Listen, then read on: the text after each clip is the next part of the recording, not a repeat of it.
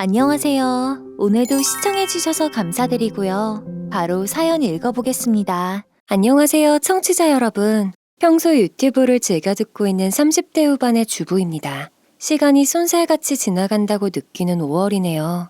며칠 전 저는 남편과 함께 산에 올라가서 우리 가정에 평화가 있기를 간절히 기도하고 내려왔어요.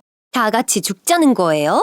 진짜 사돈들 너무하시네요. 당신들도 그러는 거 아니에요. 동생들이 살자고 저렇게 발악하는데 도움은 못 줄망정? 에휴. 그동안 너무 많은 일로 엎치락 뒤치락 했던 터라 다른 것은 안 바란다. 나는 오직 마음의 평화만을 바란다 라는 심정으로 새벽산을 올랐었죠. 제 기도가 간절했던 것일까요? 최근에는 별다른 잡음 없이 하루하루가 무난하게 흘러가고 있습니다. 눈에 띄게 기쁜 일도 눈에 띄게 슬픈 일도 없는 지금이 저는 너무나 만족스럽고 행복합니다. 어떤 가수가 그랬죠. 누군가에게 가장 큰 복수는 무척 기쁜 일이 생겨서 자랑을 치는 것보다 별일 없이 살고 별다른 걱정 없이 사는 거라고. 어쩜 그렇게 인생사의 전국을 찌르는 말인지 모르겠습니다. 저는 아픈 가족 없고 큰 갈등 없이 흘러가는 지금처럼만 쭉 유지되었으면 하는 바람이에요. 그동안 건강과 돈 문제 때문에 스트레스 받았던 시간이 너무나 길었거든요. 갈등의 소용돌이에 휩싸여서 이리저리 흔들리는 일 없는 게 최고의 삶이라는 걸 깨달았습니다. 무슨 일을 얼마나 겪었길래 젊은 여자가 저렇게 해탈했어. 궁금하시죠? 마음속에만 담아뒀던 저의 이야기, 오늘 한번 풀어보겠습니다. 여윳돈 있잖아. 가족이라는 게 힘들 때 도와주는 거 아니면 뭐야. 없는 돈 달라는 것도 아니고 내가 곧 갚을 테니 가지고 있는 돈으로 나 좀 도와줘. 긴 이야기에 앞서 저희 시댁 구성원을 소개할게요. 시부모님 2분 그리고 큰아들인 남편과 작은 아들인 서방님. 시댁은 이렇게 4명의 평범한 가족이었습니다. 남편은 중소기업의 회계사로 저는 근처 병원의 재활치료사로 일하고 있었습니다.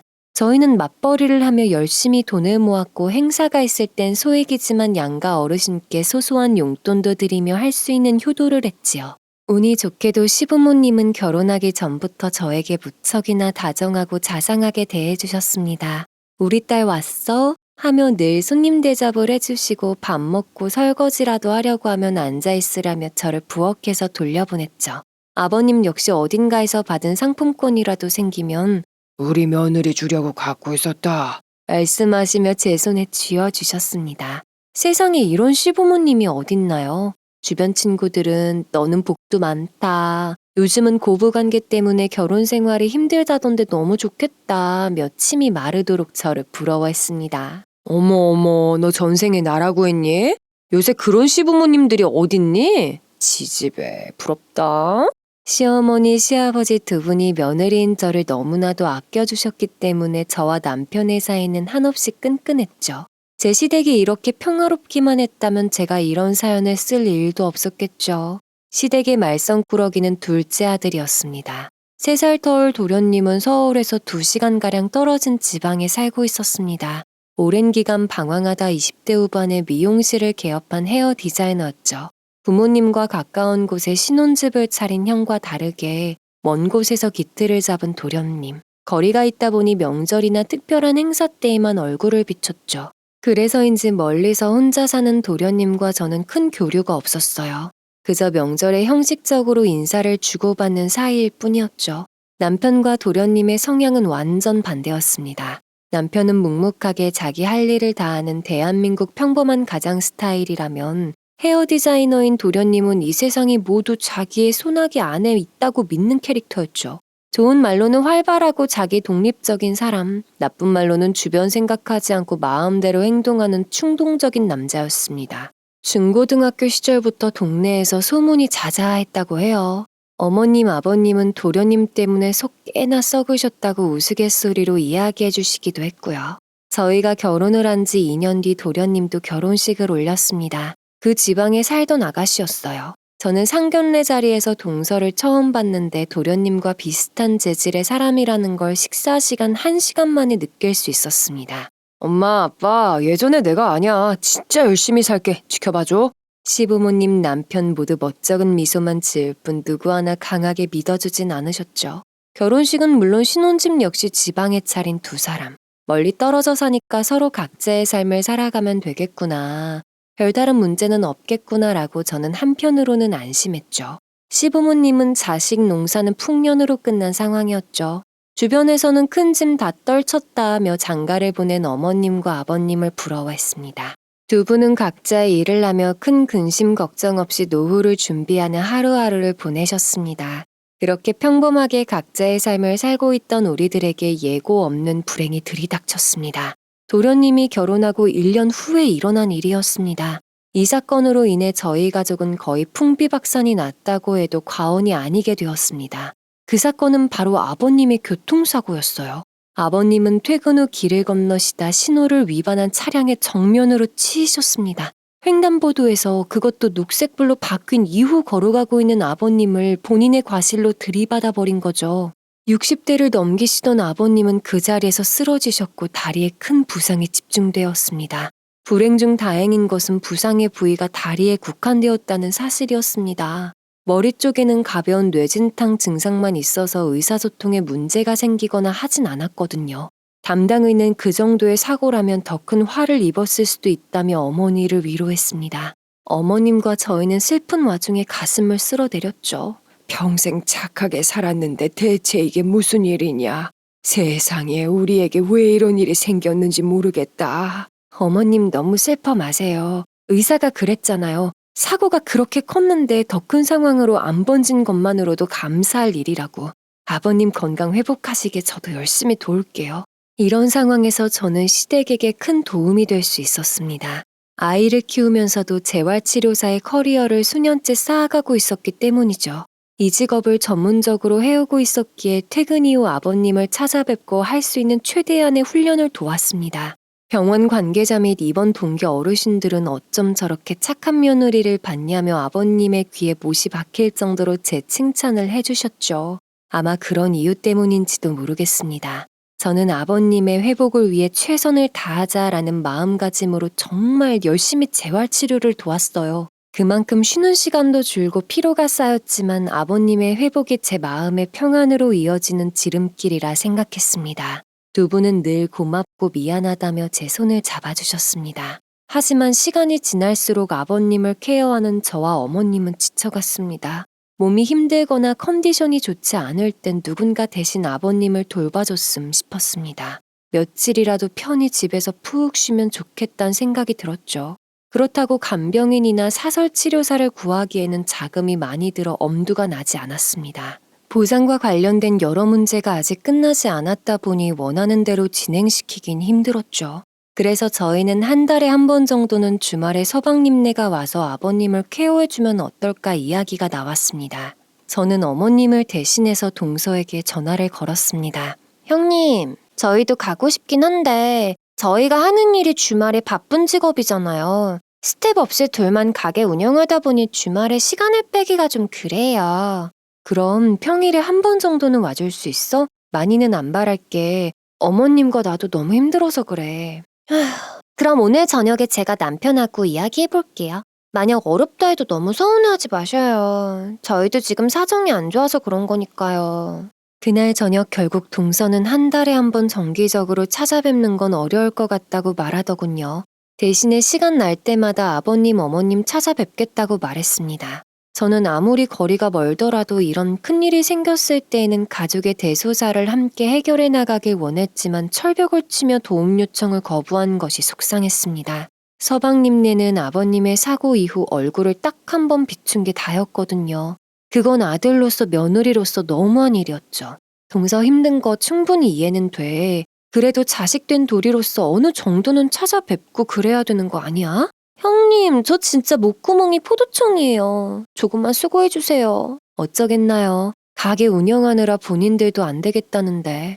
저와 어머님은 사는 게 오죽 힘들면 그렇게 말할까 생각하며 넘어가기로 했습니다. 볼멘 소리를 낸다고 해도 두 사람이 넙죽 엎드릴 사람도 아니고 괜히 마음 불편하게 찾아온 뒤에 아버님에게 스트레스만 더 일으킬까봐 걱정되기도 했죠. 아버님은 6개월이 넘는 시간 동안 치열한 재활훈련을 거듭했습니다. 통증 때문에 포기하실 법한 고비도 있었지만 이를 악물고 최선을 다하셨습니다. 하지만 안타깝게도 이 사건 때문에 앞으로는 정상적인 걸음을 걷지 못하게 되셨죠. 이동을 하려면 목발이나 휠체어에 의지해야 하는 몸이 되었습니다. 그 수많은 불행과 좌절 속에서 그나마 다행인 점은 불편하긴 했지만 그래도 이동은 가능하다는 것이었습니다. 재활치료 일을 하면서 다리를 못 쓰게 된 사람들을 많이 봐왔기 때문에 사실 저는 그 점이 가장 걱정이었거든요. 아버님은 최선 다해 재활치료를 병행한 결과 홀로 대소변을 가릴 수 있고 음식을 가지러 다닐 수 있는 정도로까지 복구되셨습니다. 참으로 감사한 일이었죠. 고생했다가 면목이 없어. 너를 봐서라도 더 열심히 운동하마. 시간이 흐르고 아버님의 생신이 다가왔습니다. 사고가 난 후 처음으로 맞이하는 가족 행사였습니다. 어머님은 오랜만에 다 같이 모여서 식사하기를 원하셨습니다. 그동안 고생하신 아버님을 위해 그리고 그동안 간병하고 큰일을 처리하느라 힘들었던 모두를 위해 함께하면 좋겠다고 생각하셨던 겁니다. 저는 아버님 입원 기간 동안 딱 한 번 코빼기만 비쳤던 서방님에게 오랜만에 전화를 걸었습니다. 서방님 이번 달에 아버님 생신 껴있잖아요. 시간 내서 다 같이 식사 한번 해요. 아버님 어머님이 동서랑 서방님 보고 싶다고 하시네요. 아, 예, 형수님. 저희가 시간 한번 보고 연락드릴게요. 뜨뜻미지근한 서방님의 반응.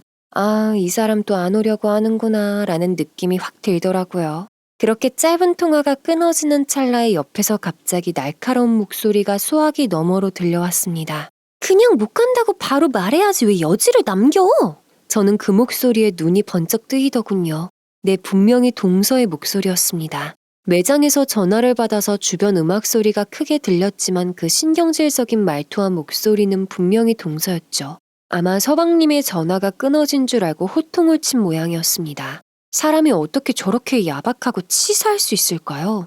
아무리 멀고 불편한 시댁이라고 하지만 대놓고 적개심을 드러내는 이유가 뭔지 도무지 이해되지 않았습니다. 이 집의 며느리가 나 혼자야? 한 번 내려오지도 않는 사람들이 어떻게 생신마저도 못 간다고 철벽을 쳐? 전화를 걸어서 동서에게 쏘아붙일까 하다가 이를 꽉 깨물며 참았습니다. 결국 아버님의 생신은 서방님네를 제외한 저희 넷이서 치렀습니다. 갑자기 취소 불가능한 예약 손님이 생겼다나 어쩐다나요. 형님 일을 어쩌죠? 라고 시작하며 너스레를 떠는 동서의 목소리에 코웃음이 나오더군요. 정말 가고 싶었는데 죄송하게 됐네요. 라며 연기하는 목소리에 저는 울컥했습니다. 저는 기분을 최대한 숨기며 전화를 끊었고 그렇게 저희끼리 작은 생일 축하를 나눴죠. 그래, 앞으로 어떻게 하나 보자 이를 갈았습니다. 웃긴 사실은 두 사람이 얼마나 개념이 없는지 생일 당일날에도 시댁 어른들께 연락은 안 했다는 거예요. 이번 주에 합의금 들어온대. 드디어 사건 마무리 지었네. 고생했어 여보. 소송 때문에 답답했던 걸 생각하면 아버님 사고보다 더 힘들었던 것 같아. 정말 수고했어. 갑자기 찾아온 불행은 장남이었던 남편에게까지 고통을 안겼습니다. 남편은 매일 회사를 다니며 가해자와 법정 싸움을 하느라 골머리를 앓았습니다. 사고가 발생한 뒤에 일사천리로 금전적으로나 법적인 면이 처리된다면 얼마나 좋을까요? 100% 과실을 갖고 있던 가해자였지만 어떻게 해서든 합의금과 처벌을 줄이기 위해 저희와 법적 공방을 이어나가며 힘들게 하더군요. 아버님 사건이 최종적으로 마무리된 것은 사고가 있은 후 1년 만의 일이었습니다. 남편은 복잡한 법적 절차를 처리하기 위해 동분서주하느라 그동안 살이 8kg이나 빠졌습니다. 풍성했던 머리숱도 확 줄고 얼굴에 주름도 많아졌죠. 얼마나 맘고생을 했는지 얼굴만 봐도 느껴질 정도로 남편 역시 긴 시간이었습니다. 그렇게 어렵게 가해자에게서 위자료를 지급받았고 보험금도 들어왔습니다. 아버님이 정상적인 삶을 잃은 것에 비하면 터무니없이 적은 금액이었지만 그래도 어머님께서 앞으로 간병을 하시면서 생활을 꾸려나갈 수 있는 숨통이 트일 정도의 액수였죠. 어머님 소송권 해결됐대요. 돈 들어오면 우선 아버님 전동 휠체어부터 구매하러 가요. 튼튼한 걸로 다 같이 골라요. 아이고, 드디어 끝났구나. 그동안 너네가 고생 너무 많이 했다. 너무 미안하고 고맙다 얘들아. 사건이 해결된 날 저는 기쁜 목소리로 어머님께 전화를 걸었습니다. 어머님은 드디어 모든 게 종결됐다는 마음이 드셨는지 결국 흐느껴 우셨죠. 마음이 참 안쓰러웠습니다. 저희는 시댁과 차로 30분 정도 가면 되는 비교적 가까운 거리에 살고 있었기에 날이 좋을 때 두 분과 함께 어울리는 시간이 많았습니다. 공원 산책도 가고 전동 휠체어로 이동 가능한 관광지를 알아보며 최대한 두 분의 삶을 치유하기 위해 노력했습니다. 갑자기 들이닥친 운명의 장난에 비통함을 떨치지 못하셨던 두 분은 저와 시간을 보내면서 조금씩 나아지는 느낌이셨습니다. 어머님이 문득 우울감을 내비치시는 것 같으면 맛있는 음식을 준비해서 같이 먹기도 했고요. 일부러 시간을 내어 시댁에 들러 이것저것 생필품을 사다 드리기도 했죠. 저희가 힘든 고비의 순간을 허들 넘듯 한 개씩 뛰어넘고 있을 때 둘째 아들이었던 서방님네는 방관자가 따로 없었습니다. 달력이 넘어가고 계절이 바뀔 때까지 서방님네는 코빼기를 보이지 않았습니다. 시누이 하는 짓이 여우 같다는 사실을 익히 알고 있었지만 서방님마저 그 밥의 그 나무림을 이번 기회에 알게 되는 순간이었죠. 서방님은 원래부터 예의와는 먼 거리에서 놀았던 사람이었는데 가만두고 보니 자기만 생각하는 이기적인 인간이었더라고요. 어머님, 아버님은 하도 둘째 아들이 서울에 올라오지 않자 그리워하셨습니다. 저도 이미 2번이나 까였던 경험이 있었기에 또 전화해서 올라와라 어쩌라 참견하고 싶지 않았죠. 두 분이 서운해하는 것을 옆에서 보고 있던 남편은 주말에 부모님을 모시고 2시간 거리의 둘째 지역으로 찾아가기로 했습니다. 잘 다녀왔어? 어머, 당신 표정이 왜 그래? 집으로 돌아온 남편은 어째 분위기가 좋지 않았습니다. 처음에는 동생의 일이기 때문에 말하기를 주저했던 남편은 제 재촉기에 결국 그날의 상황을 이야기했습니다. 오랜만에 만난 서방님은 시종일관 거동이 불편한 부모님을 배려하지 않았다고 합니다. 가서도 부모님의 모든 케어는 남편이 도맡았다고 했죠. 동서는 중간에 가게를 가야 한다며 식사 이후 아예 자리를 떴고 결국 카페에서 대화를 하다 시부모님과 서방님은 큰 소리를 오고 갔다네요. 어머님이 서방님께 서운함을 이야기하셨다고 해요. 너는 아들이면서 어떻게 그렇게 매정하냐고, 몸이 아픈 아버지를 몇 번 보러 오지도 않아서 큰형 내외가 힘들었다고. 그 이야기를 듣던 서방님은 자신이 일부러 그랬냐고 먹고 살려고 어쩔 수 없었다며 되려 화를 냈고 목소리가 커지자 남편이 중재했습니다. 서방님은 이렇게 불만만 이야기할 거면 다신 내려오지 말라고 하며 자리를 떴다네요. 어머님은 아픈 아버지를 앞에 두고 배은망덕하게 행동하는 아들을 보며 충격의 눈물을 흘리셨죠. 서방님 미쳤어? 왜 그렇게 급발진이야? 막말로 어머님이 서방님 내외 결혼할 때 집 구하라고 자금도 보태주시고 가게 오픈할 때도 도와주셨는데 어떻게 아들이란 사람이 그래? 나도 정말 그 녀석을 이해 못하겠다. 나야 동생이라도 안 보면 그만인데 어머니 아버지는 자식이니 마음 뗄 수도 없고. 여기까지 들으신 분들은 서방님 내외가 정말 하루하루를 치열하게 살아가는 건실한 부부라고 생각하실 수 있을 겁니다. 오죽 먹고 살기 힘들었으면 부모 보러 가는 것도 힘들어하는 거겠냐라고 생각할 수 있어요. 저 역시도 한때는 그렇게 생각했거든요. 하지만 저는 우연히 알게 된 그들의 일상을 SNS에서 보고 말았죠. 그동안 주말에 가게를 여느라 찾아뵙기 힘들다고 했던 서방님 내외는 SNS의 여행 마니아로 비춰지고 있었습니다. 캠핑족인 서방님 내외는 매주 전국 방방곡곡을 돌아다니며 친구들과 어울리는 여행 사진들을 게시해 왔더라고요. 남들에게 보여주기식 삶을 지향하는 사람들처럼 카페나 관광명소, 음식점, 언제는 경상도, 언제는 전라도, 버는 돈 족족을 놀러 다니는데 쓰는 사람들 같았습니다. 하물며 아버님 생신 때 내려오라고 말했던 그 주의 주말에도 단체로 여행을 간 사진을 버젓이 본인들의 SNS에 올려놨더라고요. 나이 많은 부모님은 못 보실 테지만 또래인 제가 알게 될 거라는 일말의 걱정도 없는 사람들처럼 말이죠. 저는 그래서 그들이 더욱 얄미워졌습니다.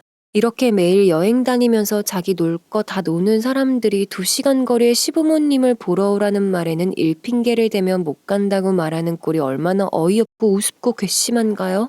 저만 며느리인 것도 아니고 남편만 자식인 게 아닌데 부모님이 도움을 필요로 한 순간에는 등을 돌리고 제 생활만 챙기는 서방님과 동서, 저것들은 사람도 아니다 짐승이다 라고 생각될 수밖에 없었습니다.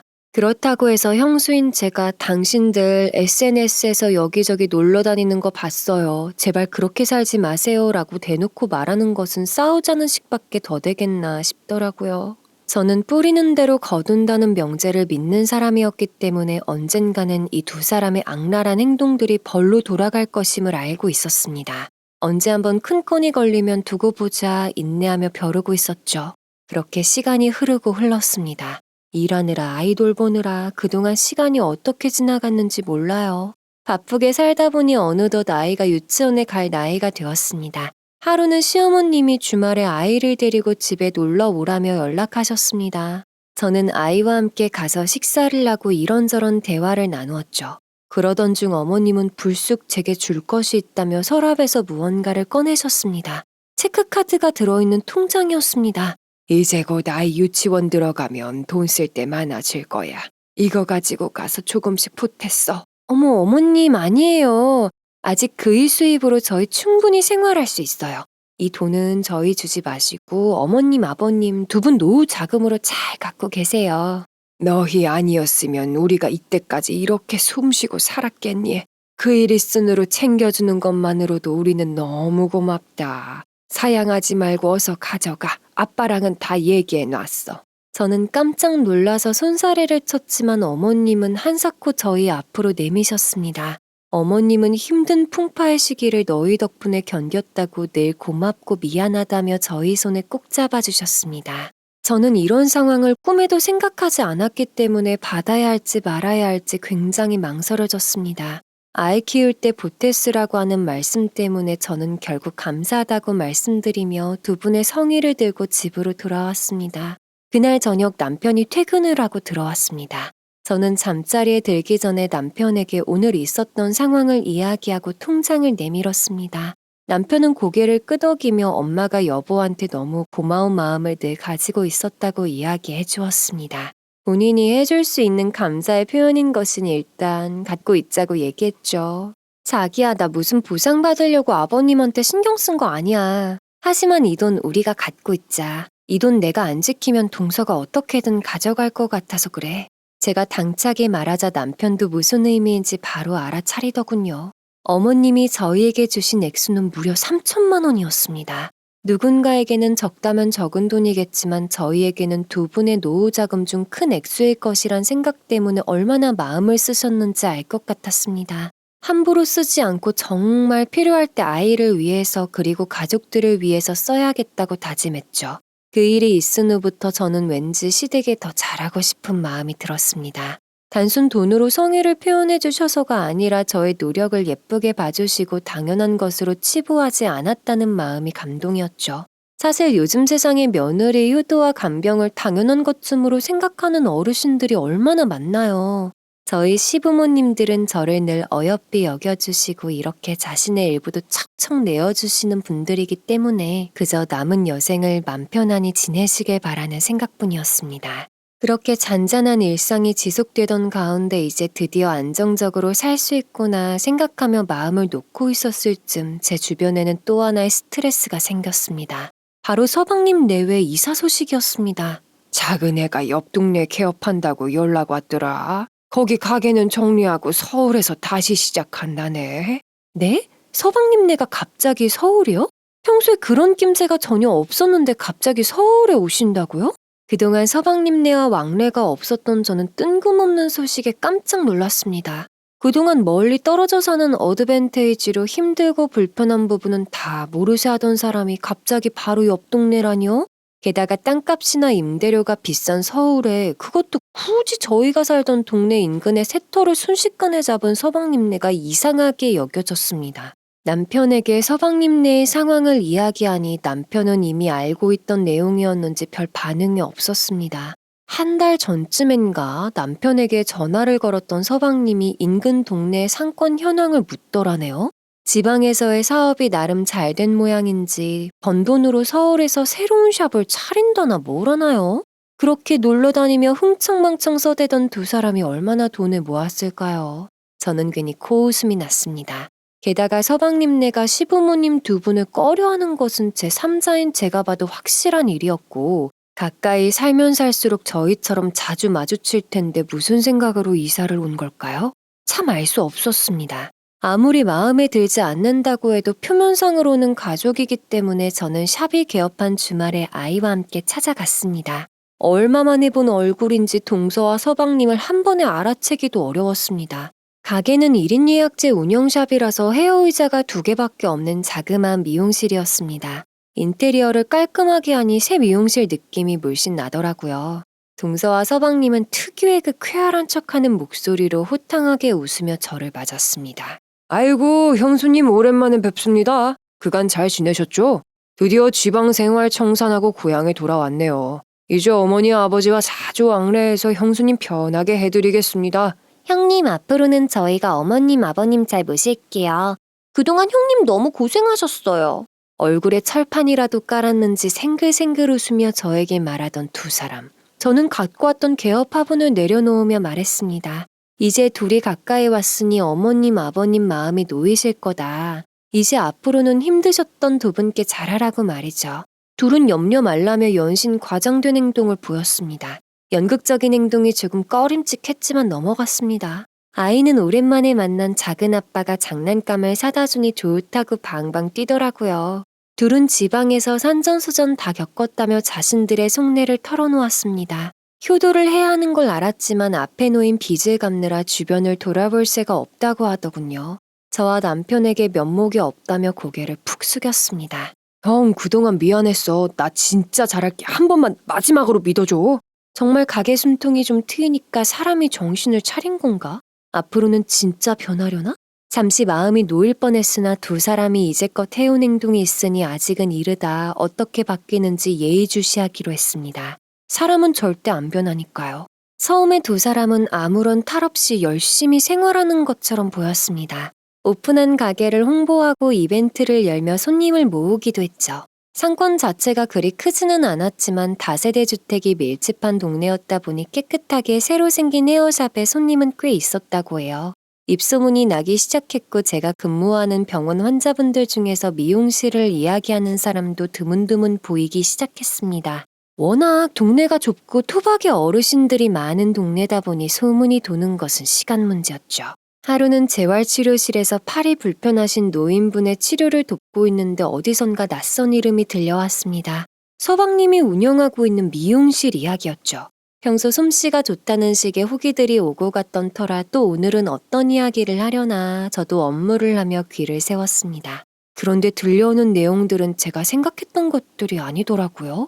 저와 개업 미용실 주인의 관계를 모르는 환자들이었기에 큰 소리로 이런저런 가십거리를 얘기하는데 저는 심장이 쿵 멈춰버리는 것 같았습니다. 얘기 들어보니까 그쪽 부부가 빚이 좀 있는 모양이더라고. 적자가 더 커질까봐 지방 가게 접고 서울에 올라왔다는구만. 이 근처에 시댁이 있는데 그 집안 돈 좀 있다고 하네. 아, 시댁이 부자야? 그렇대. 서울에 올라온다고 했을 때에도 가게 인테리어비며 뭐며 다 시댁 도움이었다고 자랑을 어찌나 하든지 파마 말면서 귀 따가웠잖아. 혹시나 잘못 들은 게 아닐까 싶어 저는 다시 한번 귀를 세웠습니다. 분명히 서방님네 미용실 이야기였고 분명히 동서의 사정이었습니다. 제가 하도 그 이야기에 정신이 팔려서인지 앞에 있는 환자분의 요청도 한 번에 못 알아챌 정도였습니다. 그동안 시댁에 관심을 한 번도 주지 않던 사람들이 무언가에 쫓기듯이 서울로 올라온 것이 더욱 의심스러웠습니다. 불현듯 그러면 안 되겠지만 두 분의 보험금과 위자료를 탐내고 올라온 것이 아닐까 하는 합리적 의심이 마음속에 샘솟았습니다. 저는 퇴근 후 남편에게 병원에서 들었던 이웃들의 잡담을 그대로 전달했습니다. 남편은 골똘히 생각에 잠기더니 부모님을 뵙고 온다며 집을 나섰습니다. 그날 밤 남편은 홀로 시댁에 찾아갔고 10시가 넘은 늦은 시간에 집에 돌아왔습니다. 남편은 서방님 이사와 개업 준비에 부모님 자금 8천만 원 가량이 쓰였다는 사실을 들었다고 했습니다. 저는 입이 떡 벌어졌죠. 8천만 원이 누구의 장난도 아니고 어떻게 한꺼번에 그리 큰 돈을 쓸 수 있었는지 이해가 되지 않았습니다. 결론인즉 가게를 알아보고 인테리어를 하고 기기들을 새로 들여오는 모든 사업 비용을 두 분께 부탁한 것이죠. 무리한 이사의 핑계가 어이가 없더군요. 그동안 아들 노릇 제대로 하지 못하고 속만 썩혔다. 앞으로 몸 불편해진 아버지를 가까이에서 모시기 위해 지방사업을 정리하고 올라오는 거니 도와달라. 형님 내외만 힘들게 하는 게 본인들도 마음 불편했다 등등 갖은 아첨과 핑계를 더해서 결국 시부모님의 지갑을 열게 한 것입니다. 지방에서 운영했던 가게가 잘 되어서 돈을 모은 뒤에 그걸로 사업을 확장한 줄 알았던 것은 저의 크나큰 착각이었던 거죠. 그 고생할 때는 나 몰라라 하던 사람들이 갑자기 웬 효자인 척이야. 두 분 앞으로는 일도 못 하셔서 적어도 20년은 생활자금으로 갖고 계셔야 하는데 이런 식으로 쓰는 건 안 돼. 내가 부모님께 잘 말씀드려 놨으니 괜찮을 거야. 두 사람 갑자기 서울로 온 것도 찝찝한데 앞으로 더 얼마나 손 벌리겠어. 당신이 서방님한테도 제대로 얘기해. 단도직입적으로 돈에 눈독 들이지 말라고. 알겠지? 만약 이 얘기를 동네 사람들 통해 듣지 않았다면 저희는 아무런 내막을 알지 못한 채 대책을 세우지 못했을 것입니다. 정신 차리라고 따끔하게 혼내기는커녕 오히려 고충을 들어주다 여윳돈 있으니 이걸로 먼저 써라. 자금을 마련해 주실 시댁이에요. 하는 짓이 눈에 뻔한 사람들이다 보니 저는 너무 걱정이 되었습니다. 그리고 부디 두 사람이 제가 우려하는 상황을 안 만들길 바랄 뿐이었죠. 역시나 예상은 철저히 빗나갔습니다. 그 이후로 동서는 어머님과 시간을 보내더니 슬금슬금 본인들의 빚에 대한 이야기를 흘리기 시작했습니다. 지방 생활하면서 쓴 돈이 많아서 남편에게 자꾸 은행 전화가 걸려온다. 남편이 미용실이 끝난 뒤에 배달 알바라도 해야 할 것 같다. 곧 카드값을 메꿀 때가 되는데 생각보다 매출이 늘지 않아서 걱정이다 등등 누가 봐도 뻔하게 어머님께 손을 벌리는 이야기를 늘어놓고 있던 것이었습니다. 어머님은 남편이 했던 이야기가 있으니 돈을 선뜻 주지 않았지만 마음 한켠에 걱정의 씨앗이 파고들기 시작했습니다. 둘째, 네가 힘들어하는데 도와줘야 하지 않겠니? 라는 씨앗이 말이죠.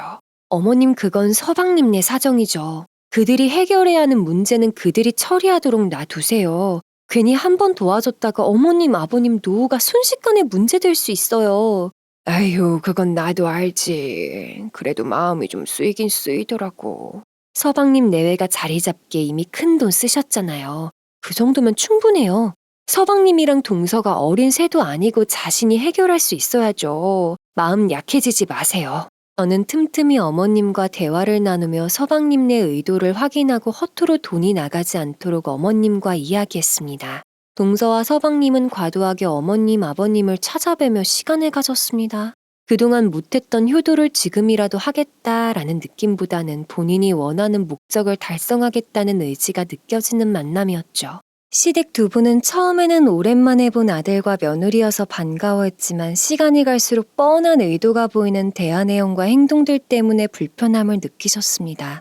집에 올 때마다 본인의 빚 얘기와 사업 구상 얘기를 늘어놓는 둘째 아들, 그리고 금전적으로 의지하고 싶어하는 며느리. 아무리 통장에 현금이 축적되어 있는 상황이라도 앞으로 무직으로 20년 이상을 살아가게 될 두 분에게는 아껴야 하는 돈이었기에 쉽게 건네줄 순 없었죠. 어느 날 제가 연차를 내고 집에서 쉬고 있는데 어머님의 전화가 걸려왔습니다. 무슨 일이실까 받아보니 동서가 점심을 먹자고 연락이 왔다고 했습니다. 또 얘가 무슨 얘기를 꺼내려고 따로 불러내는지 모르겠다고 같이 갈 수 있냐는 전화였습니다. 저는 성미가 유순한 어머님을 대신해 한마디 따끔하게 던지고 와야겠다 생각하고 곧바로 약속 장소로 찾아갔죠. 식당에는 이미 동서가 앉아 있었습니다. 저와 어머니가 동시에 등장하니 조금 놀란 얼굴로 어머 형님 하며 일어서더라고요. 어머님하고 병원에 같이 갔다 왔다고 하고 자리에 앉았습니다. 식사가 이어지면서 동서는 끊임없이 돈과 관련된 이야기를 꺼냈습니다. 수입을 늘리려면 2호점을 인근에 내고 싶은데 어디가 좋을지 고민하고 있다는 얘기였습니다. 저는 식사를 하면서 무심한 척 말을 툭 뱉었죠. 동서랑 서방님 2호점을 낼 정도로 자금 여력이 있어? 지금 운영하는 샵부터 더 안정시켜야 되는 거 아니야? 그건 그렇지만 물 들어왔을 때 노 젓는다고 한번 사업 순풍이 돌 때 하나 더 시작하는 것도 괜찮지 않을까 싶어서요.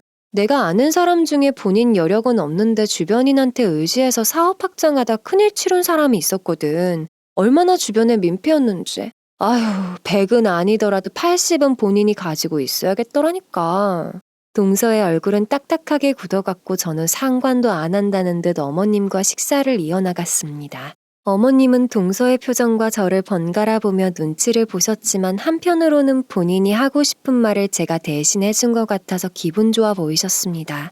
제 멘트 이후에 동서는 입을 꾹 다물고 더 이상 사업이 어쩐다느니 수입이 어쩐다느니 말을 꺼내지 않더라고요.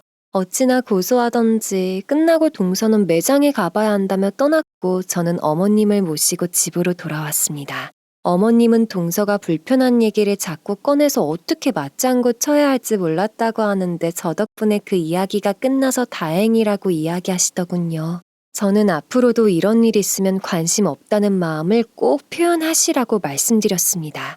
그리고 어떻게 해서든 사업을 핑계대며 시댁에게 의지하려고 하는 동서의 행동을 보아 서방님 내외가 저렇게 적극적으로 시댁의 여유자금을 탐내는 이유가 따로 있으리란 직감이 들었습니다. 사업 확장이나 본인들의 부축적 이유가 아닌 것이죠. 분명히 턱 밑까지 돈 때문에 절절 끓는 사연이 있으리라 생각하고 재활치료를 하면서 주민들의 이야기에 힌트를 얻을 수 있는 게 있을까 귀를 기울였습니다. 마침 저번에 미용실에서 들었던 빚 이야기를 나눴던 환자의 스케줄을 확인했습니다. 저는 그분을 담당하겠다고 팀원들에게 말했고 재활치료를 하며 소소한 대화를 이어나갔죠. 자연스럽게 말을 꺼내야겠다 싶어서 이번에 머리하려고 하는데 새로 생긴 미용실 가보셨냐고 물었습니다. 수다쟁이였던 환자는 팔을 천천히 돌리며 본인이 아는 바를 술술 이야기했습니다. 저는 화제를 돌려가며 이것저것 알아봤고 아주머니는 결국 제가 원하는 얘기도 털어놓으셨습니다. 모임에서 들었는데 그쪽 사장이 빚이 상당히 많다더라고. 주식이었나 코인이었나.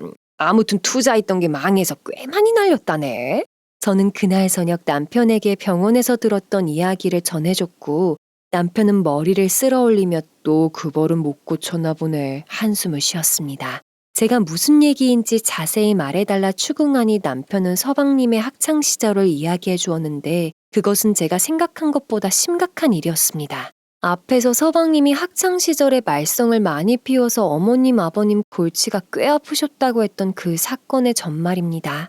서방님은 고등학생 때부터 주식에 손을 댔다고 합니다. 땀으로 정직하게 번 돈보다 불로소득에 관심이 있던 서방님은 인터넷과 친구를 통해서 알아본 정보로 투자를 했다더라고요. 처음에는 용돈이었던 1만 원, 2만 원 걸었다가 나중에는 10만 원, 20만 원까지 투자금을 올렸다고 합니다. 대체 고등학생이 돈을 어디에서 구해서 그런 짓을 했을까 궁금했습니다. 서방님의 자금 출처는 부모님의 신용카드였습니다. 그 시절 엄마 아빠들은 비밀번호를 까먹지 않기 위해서 보통 자녀의 생일을 조합하는 경우가 많았고 어머님 역시 그렇게 설정을 했던 거죠. 서방님은 한밤중에 몰래 가지고 가서 현금 서비스를 받은 후 문자 메시지로 오는 것을 미리 삭제해 두어서 카드 고지서가 나오기 전까지는 어머님 아버님이 알아차리지 못하게 사전 작업을 했다는 것입니다. 추후에 알게 된 두 분은 저축한 돈으로 서방님의 사고를 해결했죠. 그 모습을 옆에서 오랜 시간 지켜보았던 남편은 동생이 여전히 그런 허황된 투자에 열성이라는 것을 알고 참담한 심정이었습니다. 투자도 기본적으로 어느 정도의 기반이 있어야 하는 것인데 서방님은 무일푼의 상태에서 빚을 내서라도 지르고 보는 스타일이었던 것이죠. 우선 저희는 서방님네 이 일을 시댁에 말하지 않기로 했습니다. 소문으로 듣고 추측한 것이기에 정확히 검증되기 전까지는 섣불리 행동하면 안 되니까요. 시간은 흐르고 흘러 계절이 바뀌었습니다. 시댁 두 분과 저희의 사이는 원만했지만 서방님네는 조금 위태로운 상황이었죠. 서방님 내외는 그 일이 있은 후에도 시댁에게 무리한 요구를 지속적으로 해왔다고 합니다. 엄마 진짜 아들 죽는 꼴 보고 싶은 거야? 어? 진짜 엄마 앞에서 확 죽어버려야 속 시원하겠어? 하지만 두 분은 성인이 되었으니 직접 해결하라고 말하며 쳐냈다고 해요. 어머님 아버님이 현명하게 대처한다고 생각했었지만 결국 사건이 터지게 되었습니다. 서방님 내외가 며칠 동안 가게 문을 열지 않았습니다. 임시 휴업이란 글자가 오랫동안 샵 앞에 붙어 있었죠. 저는 매장을 지나치며 닫혀있는 가게를 보았지만 워낙 들쭉날쭉인 사람들이니 장기 휴가라도 갔나 생각했습니다. 서방님 내외가 잠수를 탄 지 일주일 정도가 지난 어느 날이었습니다. 저는 어머님 댁에서 아이를 함께 돌보며 쉬고 있었습니다. 아버님은 평화로운 주말을 즐기며 아이와 함께 놀아주셨죠. 점심을 먹고 디저트를 먹으며 TV를 보는데 누군가가 벨을 눌렀습니다. 찾아올 사람이 없는데 누굴까 하며 인터폰 화면을 바라보는데 처음 보는 할머니가 문 앞에 서 있는 것입니다. 누구세요? 라고 물으니 사돈 접니다. 하는 할머니. 소파에 앉아있던 어머님은 뜻밖의 등장에 깜짝 놀라며 다가오셨고 아버님 역시 불편한 몸을 일으켜 세웠습니다. 아니 사돈이 갑자기 왜? 하며 어머님은 대문을 열었습니다. 네, 믿기 힘드시겠지만 바로 그 할머니는 동서의 친정어머니였습니다. 어머님은 연락도 없이 무슨 일이냐 토끼눈이 된 채로 물었고 친정어머님은 굳은 얼굴로 집안에 들어오셨습니다. 아버님 역시 너무나 당황하신 게 확연히 보였습니다. 저는 불이 나게 테이블을 정리하고 사돈 어른을 앉혔습니다. 찬물을 건네드리자 벌컥벌컥 마신 뒤 한숨을 푹 내쉬더군요. 그리고는 속사포처럼 쏟아내기 시작했습니다. 아버님과 어머님은 영문도 모르고 그녀의 앞에 앉아 귀를 기울였죠. 사돈, 해도 너무하십니다. 애들이 힘들 때 손 내밀어주고 도와주는 게 부모의 몫인데 어찌 그래나 몰라라십니까? 우리 애가 오죽했으면 이혼 얘기를 꺼내겠습니까? 아니 사돈 이혼이라뇨? 그게 무슨 소린가요? 저는 테이블 위로 찻잔을 올린 뒤 아이를 데리고 방 안으로 들어갔습니다. 그리고 거실에서 들리는 이야기에 귀를 기울였죠. 기차 화통을 삶아먹은 것처럼 큰 소리로 바락바락 이야기하는 사돈 덕분에 내막을 단번에 파악할 수 있었습니다. 서방님과 동서가 같이 가게를 운영하며 자기들끼리는 알콩달콩 잘 사는 줄 알았지만 사실은 속부터 골마 들어가고 있었다는 겁니다. 사돈 어른이 연락도 없이 찾아올 정도로 이혼 얘기가 오고 갔다면 정말 큰일이 생긴 게 아닐까 생각될 수밖에 없었습니다. 내용인즉 서방님 이름 밑으로 감당하기 어려울 정도의 빚이 쌓여 있고 그걸 해결하기 위해 시댁에게 사정을 했지만 해결이 나지 않은 상황이라는 겁니다. 그리고 참다 터져버린 동서는 해결 못하면 이혼을 하겠다 선언한 뒤 친정을 찾아갔다네요. 이 내용을 듣고 있는 어머님은 어머나 세상에 말도 안 돼 하며 충격을 먹은 것처럼 보였습니다. 일단 아이들부터 살리죠. 아직 한창인데 부모가 도와줘야죠. 아버님 역시 사돈 어른의 이야기 사이사이로 탄성을 뱉으셨습니다. 사돈 어른은 본인의 딸을 이혼녀로 만들고 싶지 않아 이렇게 먼 길을 찾아왔다고 아이들이 힘들 때 같이 도움을 주자며 시부모님을 설득했습니다. 저는 두 사람의 가정 문제를 왜 지방에 살고 있던 사돈 어른까지 엮이며 해결하려 드는지 이해가 되지 않았습니다. 아무리 딸의 엄마라도 연락이 없이 이렇게 집에 찾아오는 행동도 몰상식해 보이더라고요. 어머님, 아버님은 쏘아붙이는 사돈의 말에 끙 앓는 소리를 내며 오랜 시간 생각에 잠겼습니다. 결국 아버님은 아이들과 얘기를 해봐야겠다며 서방님에게 전화를 걸었고 곧 두 사람이 통화하는 소리가 들렸습니다. 대화의 흐름상 서방님 내외가 이곳으로 올 것 같았습니다. 저는 집에 가야 하나 아니면 여기에 계속 있어야 하나 고민했지만 혹시라도 어떤 일이 펼쳐질 때 옆에서 도와주려면 버티고 있어야겠다는 생각이 들었습니다. 그리고 휴일을 맞아 모임에 나간 남편에게 전화를 걸었죠. 자초지종을 설명한 뒤 최대한 빨리 시댁으로 달려오라고 했습니다. 얼마 뒤 오랜 기간 샵도 비운 채 잠수를 탔던 서방님 내외가 도착했습니다. 저는 두 사람이 집에 동시에 들어오는 소리를 안방에서 들으면서 이혼 얘기가 오고 갔다는 사람이 함께 있었어? 라는 의문이 들었습니다. 동서가 집에 들어오며 엄마 소리치자 사돈은 과장된 목소리로 아이고 이거사 이 불쌍한 거사 하며 목소리를 높였습니다. 서방님은 장모님 죄송합니다 과장된 목소리로 말하더군요. 저는 이 모든 상황을 지켜보고 있을 어머님 아버님이 안쓰러웠습니다. 자기 자식이 저지른 짓도 부끄러울 지경인데 사돈 앞에서 죄인의 부모가 된 것 같은 마음이 들으셨을 테니 얼마나 충격이실까요. 예, 너네가 이혼을 한다니 그게 무슨 말이야. 이해가 되게 말해봐. 지방에서 샵 운영하면서 빚을 좀 졌어요. 어떻게 해서든 해결하려고 서울로 올라와서 부모님께 부탁드린 건데 아무리 얘기해도 두 분이 꿈쩍 안 하시니 갈라선다고 이 난리예요. 샵 인테리어며 입점비며 우리가 해줬잖아. 그런데 그것도 부족해서 이 사단이 난 거니? 처음엔 그것만 해결해주면 다 괜찮아질 거라고 했었잖아. 동서가 끼어들었습니다. 이미 지방에서 올라올 때 적자 상태였었고 시부모님의 도움은 서울샵을 여는 것뿐이었다고 아직 해결해야 할 것들이 많다고 말이죠. 어머님은 아이고 세상에 하며 앓는 소리를 내셨습니다. 그때를 기다렸다는 듯 동서의 친정엄마도 끼어들어서 한마디를 거들더군요. 여윳돈 있으면 애들 고비만 넘기도록 도와달라고 말이죠. 열심히 살아보려고 했다가 빚이 생겨서 이혼 얘기가 나온 건데 도와줄 수 있는 상황이면 도와주는 게 부모의 도리 아니냐고요. 사돈 우리가 살아야 얼마나 살겠습니까? 저 애들이 살겠다고 저 난리인데 일단 급한 불부터 끄고 뒷마무리 하시죠. 이렇게 저 애들 끝나면 어찌 얼굴 들고 사시겠어요. 그 교통사고 합의금하고 위자료 있는 거 뻔히 다 아는데 어찌 이리 매몰차십니까? 세상에 저렇게 뻔뻔하게 말하는 모습을 문 너머로 들으면서 저는 입을 틀어막았습니다. 본인의 사돈한테 저런 이야기를 아무렇지도 않게 내뱉는 모습이 참 가관이 아니더군요. 그럼 본인도 딸의 엄마면서 자기는 왜 책임을 회피하고 있는 걸까요? 서방님과 동서 그리고 동서의 친정 엄마까지 합세하여 이혼까진 가지 않게 도와달라는 설득 공세를 펼치던 와중에 딩동 반가운 벨소리가 들렸습니다. 아마도 남편이겠죠. 어머님은 문을 열었고 남편이 들어옴과 동시에 저 역시 안방 문을 나섰습니다. 거실 테이블에 앉아있던 동서와 서방님은 저와 남편의 등장에 화들짝 놀라며 일어서더군요. 남편은 동서의 친정엄마에게 인사를 한 뒤에 테이블 한쪽에 자리를 잡고 앉았습니다. 서방님은 본인의 가정사니 형수님과 형은 빠지라고 얘기했습니다.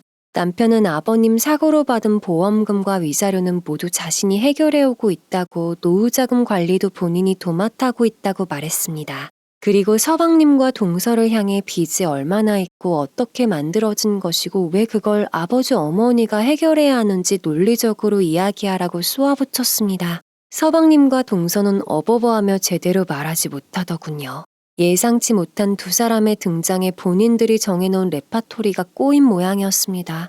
게다가 형수인 저는 이 모든 앞상황을 안방에서 들은 상황이었기 때문에 변명을 하기가 더욱 민망했을 테지요.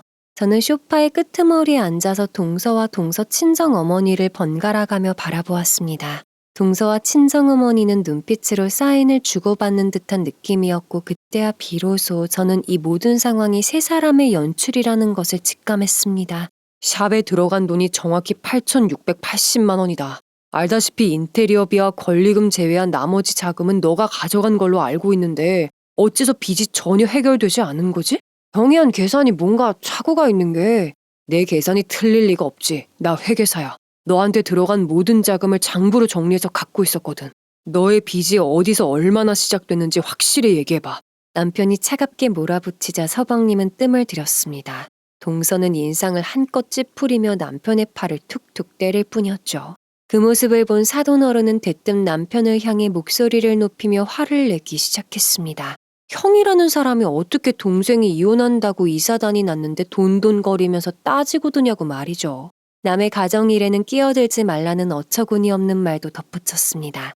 남편은 낯선 할머니의 횡포에도 눈길 한번 주지 않고 자신의 동생만을 응시하고 있었습니다. 서방님은 제 꾀에 제가 넘어간 것처럼 우물쭈물 말을 못하고 있었죠. 그때 동서가 입을 열었습니다. 지방에서 샵을 운영하면서 자금이 필요할 때마다 이 금융권의 빚을 졌고 이율이 높았던 나머지 수입보다 이자 쌓이는 속도가 빨라서 처리하기 어려웠다는 뻔한 스토리였습니다. 그런데 아주버님 참 너무하시네요. 저희가 노느라 돈에 시달렸다고 생각하냐고 울먹였습니다. 저는 잠자코 있다가 남편에게 무례하게 행동하는 동서의 태도에 참을 수 없어서 입을 열었습니다. 코인으로 진 빚은 아니고? 코인이라뇨? 동네에 소문 다 났어. 하물며 내가 일하는 곳에서까지 이야기 나오던데? 서방님 말 좀 해보세요. 코인으로 진 빚은 아니고요? 제 입에서 그 단어가 나오자 동서와 서방님은 동시에 고개를 들어 올렸습니다. 서방님의 얼굴은 시뻘겋게 달아올랐고 동서의 눈동자가 심하게 흔들리기 시작했습니다. 그렇게 날뛰던 사돈 역시도 전혀 모르는 소리인지 딸과 사위를 번갈아 보기 시작했습니다. 아버님과 어머님은 제 입에서 코인이란 단어가 나오자마자 헉하며 놀라는 눈치였습니다. 그리고는 서방님을 채근하기 시작했죠. 코인이 대체 뭐냐며 뭔 짓을 했길래 아무 말 못하는 거냐고 성화였습니다. 궁지에 몰린 동서와 서방님은 그런 게 아니라고 변명을 이어갔지만 전혀 말이 되지 않았습니다. 버벅거리다가 방금 했던 말을 취소하고 다른 이야기로 이어갔다가 결국에는 서방님 내에 잔뜩 쌓여있는 빚의 근본적인 원인이 바로 서방님과 동서의 무리한 코인 투자 빚이라는 사실이 만천하에 들통나버렸습니다. 이 이야기를 듣고 있던 시부모님은 물론 자기 딸을 믿고 염치 없이 이곳까지 쫓아왔던 사돈어른마저도 배신감에 휩싸였습니다. 더 하고 싶은 말 있으면 여기서 지금 해. 내가 알고 있는 너의 다른 투자 빚들도 같이 말해줄 테니. 이것들아, 너네가 해달란 대로 왔다가 이게 무슨 꼴이냐? 너네가 졌다는 빚이 투자 빚이었어? 미용실 때문에 생긴 게 아니라? 아이고 이것들아, 이 화상들아. 사돈어른은 옆에 앉아있는 동서의 등을 퍽퍽 내리치며 소리쳤습니다. 아버님과 어머님은 부글부글 끓는 속을 진정시키기 위해 애쓰는 듯 보였고 남편은 매서운 눈초리로 서방님을 노려보았죠.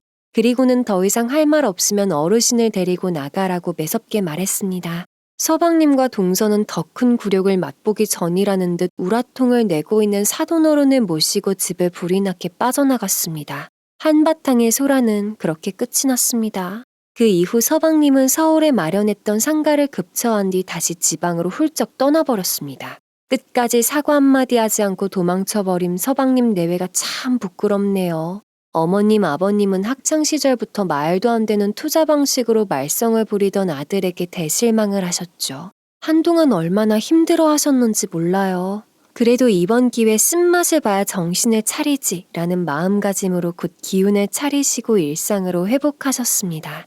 그리고 남편과 저에게 서방님의 상황을 모두 전해 들으시고는 고등학교 때처럼 또 눈먼 돈을 해결해 줄 뻔했다고 가슴을 쓸어내렸습니다. 최근에 들리는 소문으로는 서방님이 결국 개인회생을 신청했다고 하네요. 불로소득으로 일확천금을 벌고자 했던 욕심은 결국 본인이 수십 년간 갚아야 할 부채로 남게 된 것이죠. 어쩌겠어요. 본인의 욕심이고 잘못인 것을. 지금이라도 남에게 손 벌리지 않고 자신이 해결하려고 마음먹은 것에 기특하다고 해야 할까요? 그 일이 있으므로는 시댁의 돈을 빼돌리기 위해서 갖은 연기를 하며 생쇼를 부리지 않는 것만으로도 발전했다고 생각해야 할까요? 부끄러운 줄도 모르고 이혼 소송을 벌여가며 시댁의 노후 자금을 탐내던 동서와는 아직도 잘 지내나 봅니다. 저는 아직 시부모님이 쥐어주셨던 돈 3천만 원을 고이 간직하고 있습니다. 저희가 매일 땀 흘려 열심히 번 돈으로도 아직 충분히 생활할 수 있기도 하고요. 소중한 시부모님의 마음을 나중에 더 좋은 일에 쓰고 싶기 때문이죠. 돈을 어떻게 바라보는지에 따라 삶의 모양이 많이 달라진다는 것을 저는 이 사건을 계기로 더욱 절실히 깨달았답니다. 저는 돈은 자신의 수중에서 만들어지는 것만 본인의 것이라고 생각해요. 괜히 일하지 않고도 억만금을 줄 수 있다는 망상을 실현시키려다 누구처럼 인생 쪽박 차고 싶진 않더라고요. 모두들 너무 큰 욕심 부리지 말고 자신이 갖고 있는 그릇에 양만큼 담을 수 있는 삶을 사시길 바랄게요. 그럼 저의 말썽쟁이 서방님 이야기는 이쯤에서 마치겠습니다. 오랜 시간 제 이야기를 들어주셔서 감사합니다. 앞으로도 모두 건강하세요.